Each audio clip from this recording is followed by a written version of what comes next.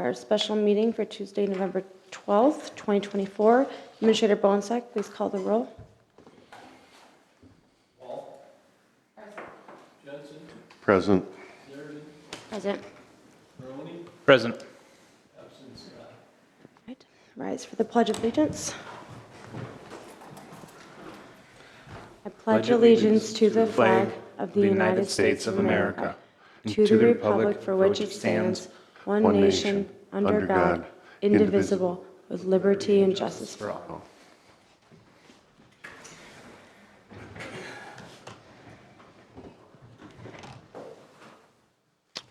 All right, so I will turn it over to you. Number 4. In front of you is a copy of the number of votes that we had last Tuesday, and also is a synopsis of the number of votes that each of the candidates received.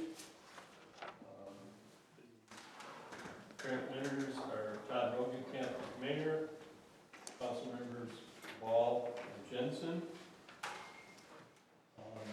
With that, I would ask you to certify the election results.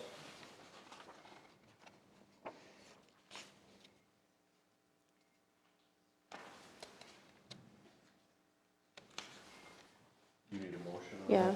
Yes. Hey, I'll make a motion to accept the results of the election as presented. I'll second. All right, any discussion? All those in favor say aye. Aye. Opposed? Motion carries. Just a comment. I think it's interesting to note that there were 550 plus people that either voted absentee and or voted early. Well, It's almost 20%, 25% of the people. It's very interesting. I think Crow Wing County was at 30%.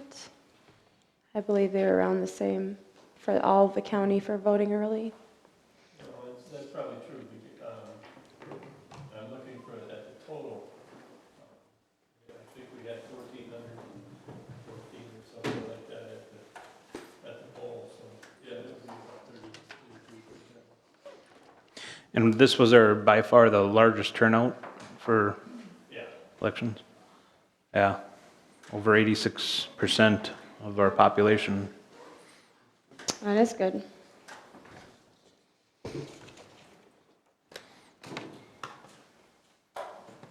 All right, so we will go ahead and move on to the 2025 budget. Who will be presenting that? Actually, I think Jeanette and I are going to hopefully answer your questions that you do have. Okay.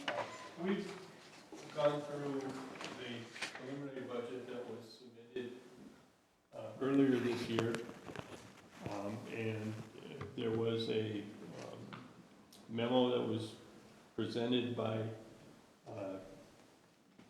City Administrator Chansky at the time, and based on the comparisons of the two documents and what we are looking at going down the pipe, we do believe that this memo and that document are good documents. We did find some places where there was a fudge here, a fudge there that could be corrected, but there's nothing that's really out of proportion here. I think it addresses most of the needs that we have. And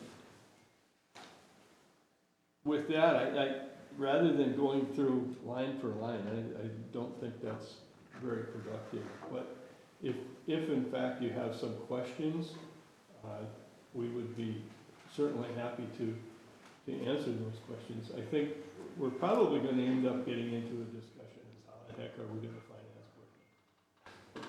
It's probably the bottom line. I think when you look at the budget that was prepared, most of the items that are there in line item form are stuff that are fixed costs. Most of it is, the biggest portion of that being wages. The other thing that we did add to that, we did add some tables that are graphs that show tax capacity trends and tax rate history within the community. I think sometimes it's very helpful that you know that the tax rate is basically a little bit, the proposed tax rate is actually a little bit less than what was in 2024. I think that can be attributed to the fact that we've had some significant growth in the residential side of things. We tried to go back a number of years and show you the tax capacity trends.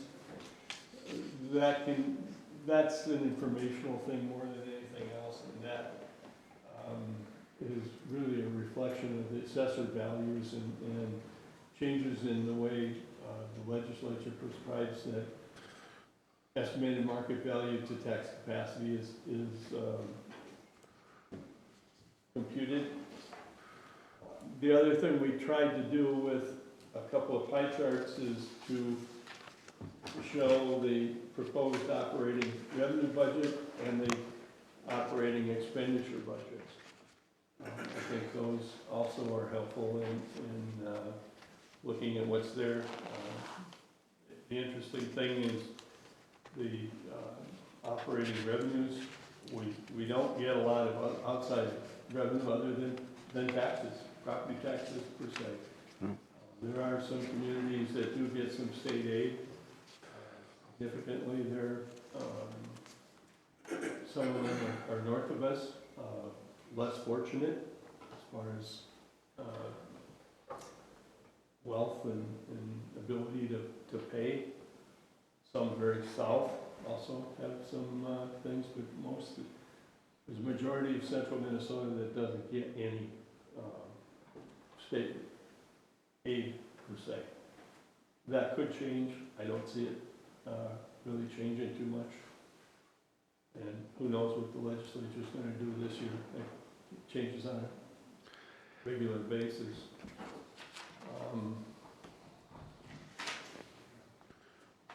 With that, questions? Is it possible to get that handout that I was sent earlier Oh, I'm sorry. to the rest of council? Because I have just a couple comments about that. Actually, I thought we sent an email this morning, Okay, I just saw it to me. but yeah, I do have some handouts here. Maybe it's easier to work out. Yeah, okay, so everybody got it, okay. You asked for it this morning. Yep. I thought that it would be beneficial if everybody. Yeah, yep. A couple things, I think the city's equipment capital improvement plan, David was going to fund it up front with $1 million in cash.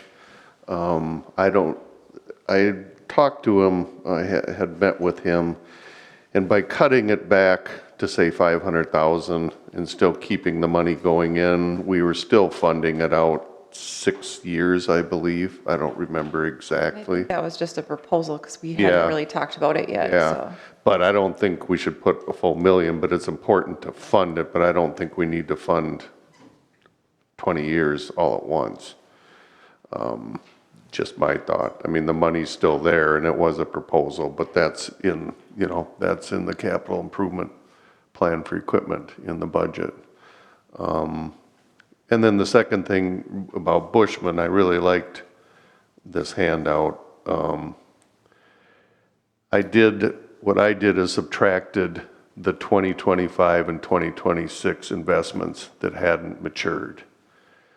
So that left like $7,981,125.51. And then if you add back in the reimbursement for the ladder truck, at $1,409,000, that gives you, $9,390,000 and change.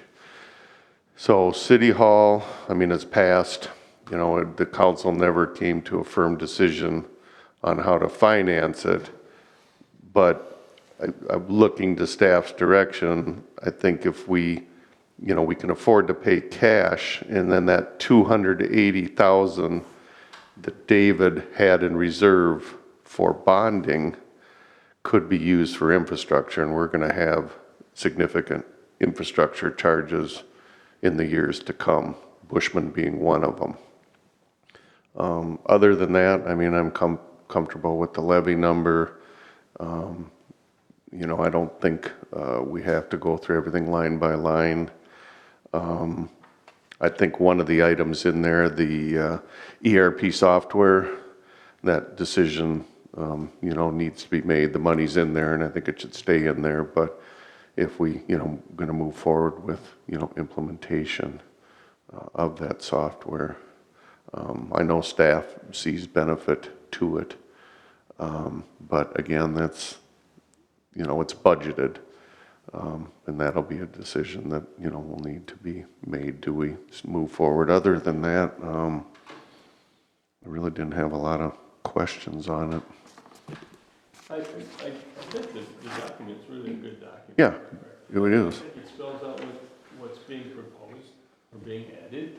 I think it addresses most things, and this is really insignificant. The only thing that I've found that I think has been missed is I'm having a discussion with the Pelican Township folks about the improvement of Edgewater.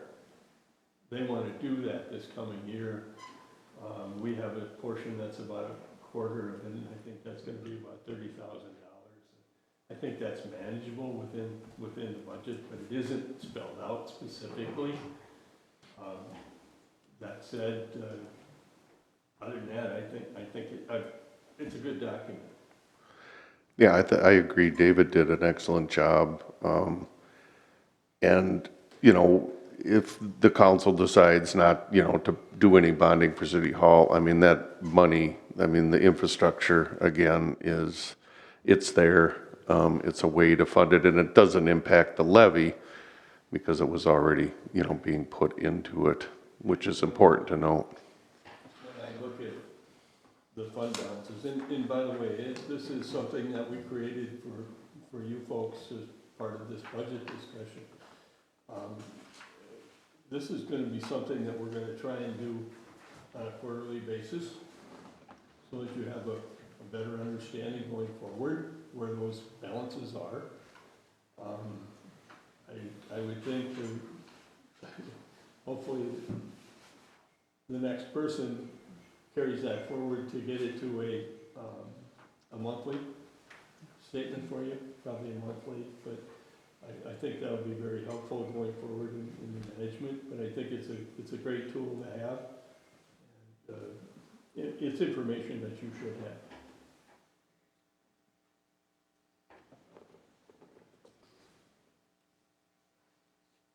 I agree. I don't think we've ever had it broken down like this before. So, thank you. We did it for two reasons. Number one, for the budget presentation, but we also today had a conference call with Standard & Poor Rating Agency that's going to rate our bond issue for the fire truck. And those are some of the questions that they ask about balances and those type of things. And it was very beneficial in that discussion this afternoon. I mean, I would agree with Councilman Jensen. I mean, I think, we've walked through the budget pretty closely. There's nothing that I would have questions on. And then are you just hoping to add those 3 that were missed then? We would make some minor corrections, but I'd say they're administrative. It's not going to affect the bottom line Okay. in any way.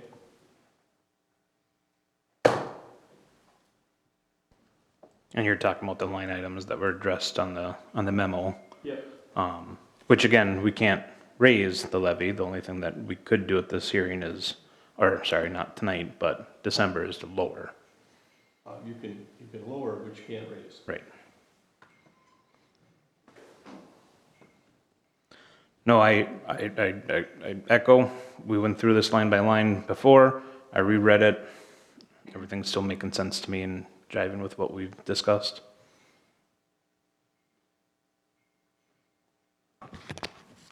Council, Mayor and Council, there is one item I don't believe that I had changed on the budget that you have in your packet, and it's in regard to the general fund. We'll start there. On page 2, transfer from other fund, it's the very last line item. This is page 14 of our packet. Thank you.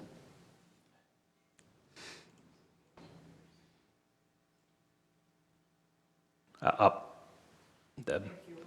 18, 17, keep going, 16, keep going, 15. There it is. Yep, that's the There it one. is, yeah. Okay, so the transfer from other fund, 155,000. The note next to it says 5,000 would be transferred from cemetery and 150,000 from the capital. In reviewing the capital fund, Deb, I'm not sure what page that's going to be on, but we'll scroll down till we see capital fund. And in the expenditures,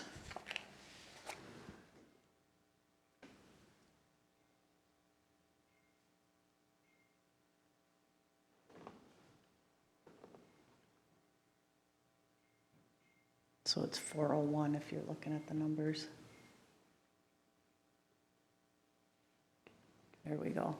Okay, so now we're going to go, there's the revenue. We're going to go down to expenditures. Oh, there we go. So it's the very last item on this page, the transfer to other, should be 150,000 there. That was omitted, so that's going to bring our total expenditures from 365,000 to 515,000.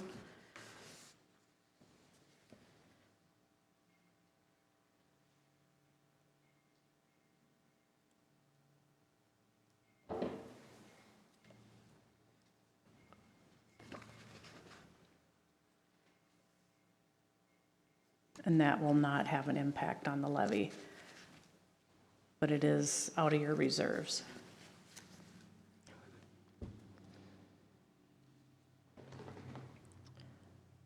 Right. Because that's what we allocated for the street.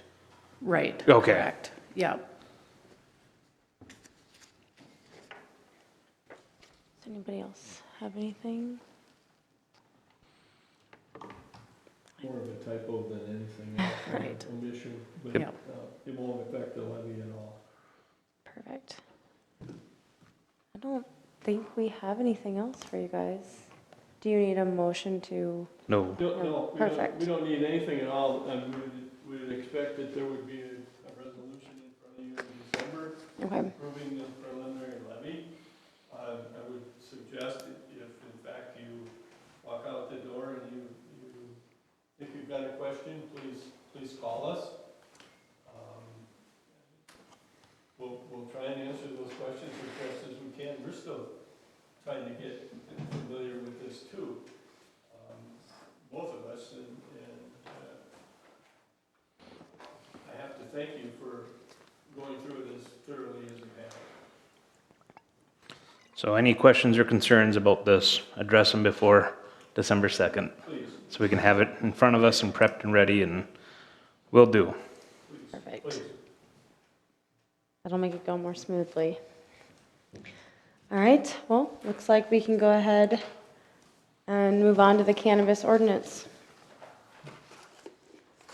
Now, you've got a draft in front of you. Hopefully I got the drift of your direction at the last meeting.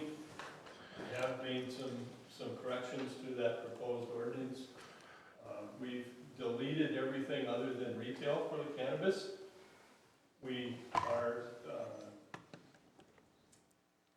we specified that they highlighted numbers would be distances from schools, daycares, yada, yada, yada. They're the maximum that were in that draft ordinance. If you have any other concerns or whatever, please, again, bring them to us and we can make those changes before the December meeting also. You asked for what other communities are doing, it's all across the board. There's some that aren't doing anything yet. I don't know that we've had a lot of people banging on the doors asking about a license, but anything can happen between now and January 1. That said, if you don't have any issues with how it's presented, we'll clean it up and we'll get it to you in your packet for December meeting. It looks good to me. The one difference I noticed that Nisswa's, the hours were longer, and I like that we're adhering to what we have to. And I think with this and any other ordinance, and especially this one, because it's brand new, it can be a working document, and if we run into some problems, let's not worry about changing it. Let's think about changing it for the better, maybe.